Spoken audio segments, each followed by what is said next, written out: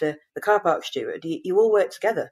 United has always I feel been... like that's like a misconception about our roles within sport as well, that people think, oh no, like people don't want you to be there, and people, you saying at 18 you were the only female in the room, or all the guys didn't want you to be there. I just don't think that's true at all. I think everybody wants you to, everyone is so welcoming and wants more people in sport, whether you're male, female, black, white, whatever. I think everybody wants to be more inclusive, and this misconception, I feel it's a huge misconception that people think it's a very closed, tight-knit community and it's very old school, and I just don't think it's like that. No, I agree. I think it's more open than ever, to be fair, and United are very good. They've got a brilliant, we have this all red, all equal diversity and equality campaign that we have at work, and I think United, it's a very important thing for them in terms of staff. I find when I go to away games, you're in press boxes and press lounges, everybody's great. The other journalists, you have a bit of banter with them, and you have good conversations with them. And I completely agree. I think there is this complete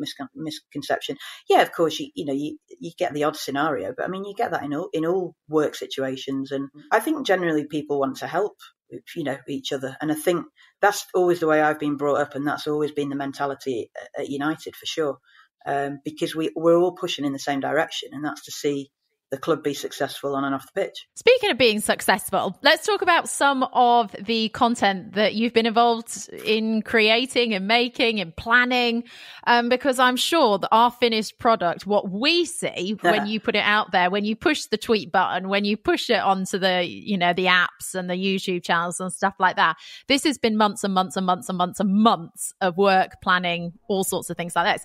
So throughout this podcast, Gemma, we're playing a few games. How do you feel about games? Okay, love a game. I'm very competitive. Okay, well, here we go. Well, like people like Phil Neville have played this quiz, so I know you're going to want. I know you've got to beat him, otherwise you'll never hear the end of it, Gemma. Right. So this first one, it's going to be worth 5 points, and I'm going to play you a clip. And it's about something that you've created, and you mentioned it actually once in this podcast, a couple of times actually. I want you to talk around it, thoughts, feelings, emotions, and then we'll just talk about the clip in general. First of all, can you recognise what this was from?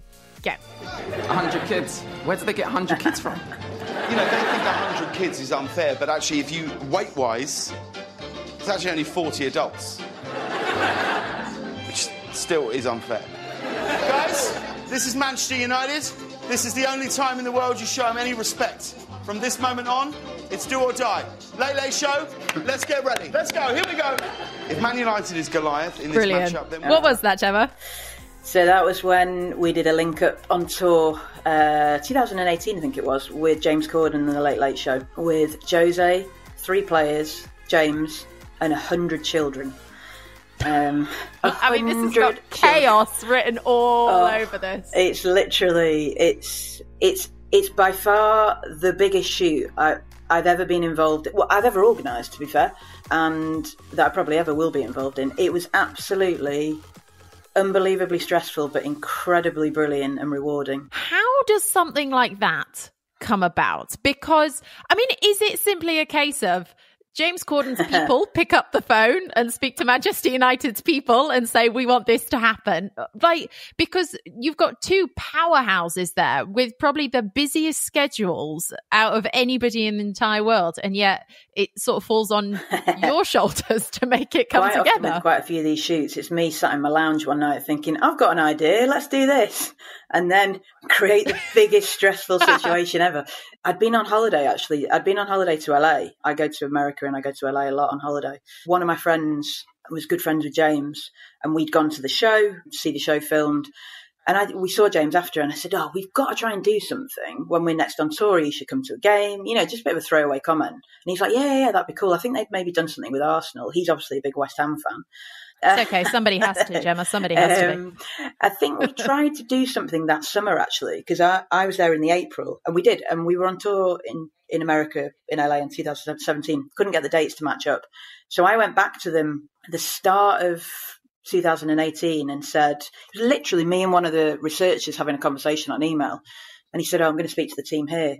And they came back with this idea that they'd seen in Japan about footballers playing against 100 children. And he was like, what do you think? And I showed it to our press office, and she was like, Gemma, are you for real? And I was like, why not? we can make it happen.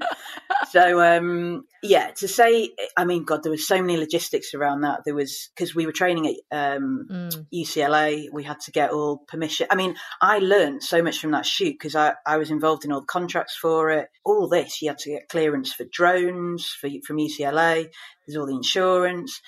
The Late Late Show had a team of about maybe 80 crew who set up at 4 in the morning. Wow. We literally had a time limit, I think, of about 25 minutes to use the training pitch because the team were training on it.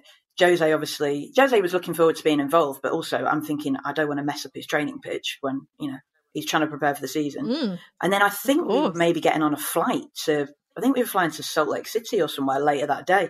So it was just mental. And then I was worried about the players oversleeping because the players had to be up at sort of 8 a.m. They wouldn't oversleep, but and you just I just needed everything to run like clockwork.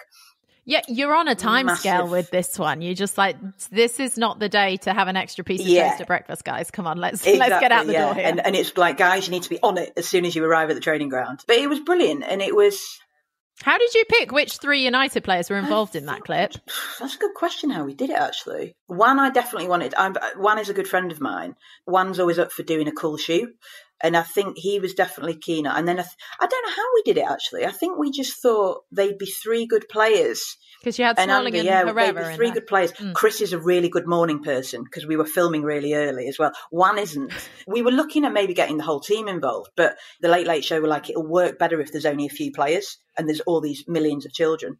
No, and it was just a great shoot. James was brilliant. Jose was on really good form that day. He was really funny. And everything went to plan. But it was a lot of pressure for me because the owners of the club were really excited about it. They were there. Our chief exec, our executive vice chairman, everyone was there. And I just wanted it to go well because I just knew it'd go viral. I knew it'd be this fantastic piece of content. And it was fun. Well, I think it's had 7.5 million views to this day, which when you think started with just you sat in your lounge having this idea going, I know what might work. It was. And it was a similar thing actually with when Gary Oldman was up for an Oscar for playing Winston Churchill. And I said, I know he's a big fan of Marcus Rashford. And then I had this thing of, wouldn't it be good to get him a Rashford shirt and have him pose in the shirt with his Oscar? Went over to Gary's house, took the shirt over and said, well, hopefully we can get a photo and fingers crossed you win. And he won. And there's a famous photo knocking about of Gary Oldman holding his Oscar in a Rashford shirt. I feel like you only deal in epic things these days, Gemma. How many are in your team, actually, out of interest? How many do you work with in your team? There's about 8 of us in terms of the editorial and website team. But if you class the whole media team, I think we're over 100. So it's a big operation. But, I mean, it's as you'd expect. We should be the best. I will say this. It always does help when the team are winning. Our job, it massively, as you can imagine with anything, when things are going well, it's great. But then at the same time, when things haven't been going so well, everyone, pulls together. Well, you've made some amazing content. So you've been working in the men's team for obviously the last 20 odd years or so, but United now do have a women's team, which is brilliant. You did, I saw a brilliant campaign. Yeah. Would you call it a campaign? A feature for International Women's Day. There was Casey Stoney involved in this and Maz. Yep. Murray, your friend, and you did this whole thing between Manchester United and Mamma Mia, which on the outside sounds like, I'm sorry, talk me through this one. But just talk to me a little bit. How was that, making some sort of content for the women's brilliant. game? Really, really good. The women's, Casey and the women's team, brilliant to deal with. And again, another one of me sat in my lounge thinking about what we could...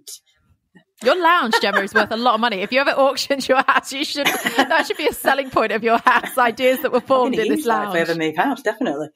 I was just talking to Maz about how we could do a bit of a link up between a massive organisation in terms of Mamma Mia, recognisable organisation like ours. And how, I was just thinking about it. She's the leading lady in the West End show.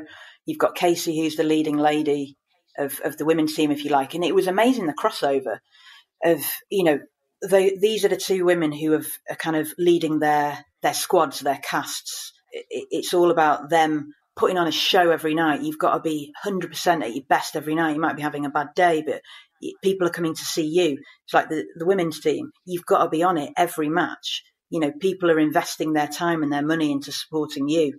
Dealing with that whole thing of women, we are the best, as we know. Say it louder for people at the back. You know, dealing with, particularly for Casey, you know, women's football, yeah, it's a man's world, if you like, but women's football, brilliantly, is so coming to the fore and will continue to come to the fore. It was just, yeah, the crossover was unbelievable, and how you want to create that team. And, you know, if you have one bad egg in there, it can upset the whole thing. And it's a bit like Maz was saying with a cast. You know, if you have one person who's not pulling in the same direction as you. And I just knew they would get on, because they're two brilliant personalities, very passionate about what they do, very focused on what they do, very talented in what they do. I put it to Maz and said, what do you think? She was like, yeah, totally up for it. And then I sort of said to her, and we're going to get you playing football. And she was like, well, hang on. She was a bit like, all right. And then I was a bit like, you can't get injured, though, because can't have you not out the show. Oh, God, yeah, that's a different aspect, isn't it? I had that with the Late Late Show thing as well. I was like, children, no one tackle the players. No one touch the players. God, can you imagine if someone had just taken out one matter and then there's always that to think about as well. There's always one kid, though, isn't there? One kid that just will want the story of that I won't happening. even talk to you about how I felt when we took Victor Lindelof to play ice hockey. That's a whole other story. Me and our press officer didn't breathe, I think, for the whole time he was on the ice. But yeah, going back to Maz and Casey, and you know, had a chat with the group that look after the women's team, and they thought it was a really nice concept. It tied in brilliantly with the work we were going to do around International Women's Day and our All Red, All Equal campaign, like it, you know, empowering women, basically. It's exciting. Do you think going forwards, because, you know, Manchester United women's team, it's only been in existence for like 2 seasons, I think it is now, but they've done phenomenally well in the Women's Super League. Do you think there will be more crossover content between the men and the women now at United definitely. going forward? We've done a few bits on that. We've done some filming with both. We want to do more of that. I think purely it's trying to work the schedules. That's a lot of the issue, because sometimes the men might have time to do stuff, but the women are training or they're travelling because they've got a match. So yeah, I think we definitely want to do more of that. I think it works really, really well. It's fascinating to see both sides of it. And, you know, the men are very supportive of the women's team, and the women equally of the men. And Casey and Ollie, I know, you know, keep in touch, and have both got the same vision in terms of where they want their teams to go, you know, with the club. And it's good, actually, whenever we have our staff Christmas parties or our staff meetings, Casey and Ollie will be there together, and we'll, you know, give a bit of a talk to the staff and have this united front, which they have got. And I think it's great. I think women's football is just only going to continue to grow. And it was a really enjoyable shoot that we got to do with that. I think it can only strengthen Manchester United as a whole now, having 2 sides. I think any club, regardless of whether it be United or Chelsea or whoever, if you've got a women's and a men's team together, I feel like that's the way it should be. And I feel like it can only do positive things for completely. the club. Yeah, I think it's going to be great going forward with all that. How much over the years, you've been, you know, 20 years at this game now, how much has the way that you produce content, you make content about the club, the brands, the players, whatever, how much has that changed from when you Massively, first started? really, because, well, if you go back to when I first started, I was faxing stuff and writing it out. Did you have a pager? I literally did. I had a pager. I was that person. I only had it for about 3 months, and then I think my friends were like, Gemma, no. I was like, okay, yeah, get rid of it. It's changed massively. And I think when I first started, it was just on the website. And then we began to work on everything. So it was the website, the programme and the magazine. And now, again, it's even more of everything. It's METV, it's the app, YouTube, all the digital platforms we've got, which are across the world as well. So and it's changed in the sense of there was probably longer documentaries we used to do, and we still do documentaries, but the short form now, we all know that sometimes we've only got 30 seconds, haven't we, to watch a clip because we're on the move somewhere. But that 30 seconds can be a really, really cool clip. But then on the flip side, for me, you know, it's not all about writing and having it in print. It's about creating something which comes alive, you know, in a video. So yeah, it's changed a lot, and more than anything, actually, all of our interviews are filmed. It never used to be like that. We still have this debate, actually, sometimes with players that actually, if you took the camera away, they'd probably be a lot more relaxed. you know, if it's just your dictaphone there and you two having a conversation, and you're probably going to get not a better